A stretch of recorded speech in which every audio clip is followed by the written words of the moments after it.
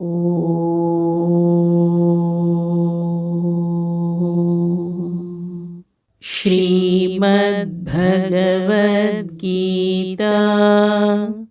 ದ್ವಿತೀಯೋಧ್ಯಾಯಃ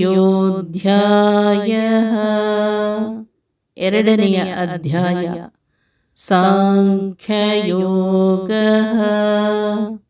ಸಾಂಖ್ಯಯೋಗ ಅಧ್ಯಾಯ 2 ಶ್ಲೋಕ 31 ಶ್ರೀ ಭಗವಾನ್ ಉವಾಚ ಸ್ವಧರ್ಮಮಪಿ ಚಾವೀಕ್ಷ್ಯ ನ ವಿಕಂಪಿತುಮರ್ಹಸಿ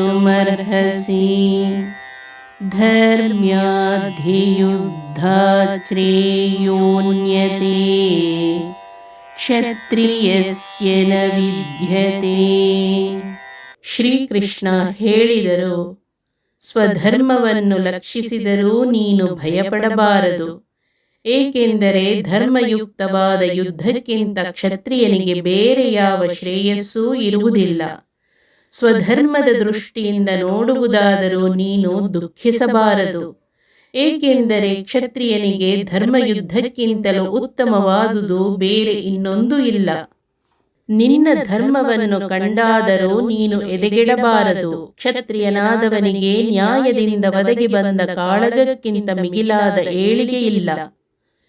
ಇಲ್ಲಿ ಅರ್ಜುನನ ಸನಾತನ ಧರ್ಮ ಯಾವುದು, ಸಮಾಜ ಧರ್ಮ ಯಾವುದು ಹಾಗೂ ಸ್ವಧರ್ಮ ಯಾವುದು? ಸನಾತನ ಧರ್ಮ ಹೇಳುತ್ತದೆ ಅನ್ಯಾಯದ ವಿರುದ್ಧ ಹೋರಾಡಲೇಬೇಕು ಎಂದು.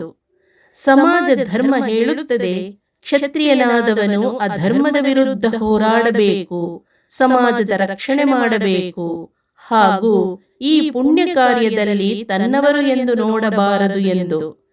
ಇನ್ನು ಅರ್ಜುನ ಮೂಲತಃ ಕ್ಷತ್ರಿಯನಾದ್ದರಿಂದ ಆತನ ಸ್ವಧರ್ಮ ಅನ್ಯಾಯದ ವಿರುದ್ಧ ಹೋರಾಟ.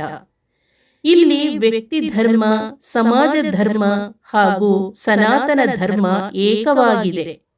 ಆದ್ದರಿಂದ ಅನ್ಯಾಯದ ವಿರುದ್ಧ ಹೋರಾಡುವುದು ಮಹಾಪುಣ್ಯದ ಕೆಲಸ. ಸಮಾಜ ಸುರಕ್ಷತೆಗಾಗಿ ಹೋರಾಡುವುದು ಕ್ಷತ್ರಿಯನ ಮಹಾ ತಪಸ್ಸು. ಇದಕ್ಕಿಂತ ಪುಣ್ಯ ಕಾರ್ಯ ಇನ್ನೊಂದಿಲ್ಲ. ಹರೇ ಓಂ. ಶ್ರೀಕೃಷ್ಣಾರ್ಪಣಮಸ್ತು.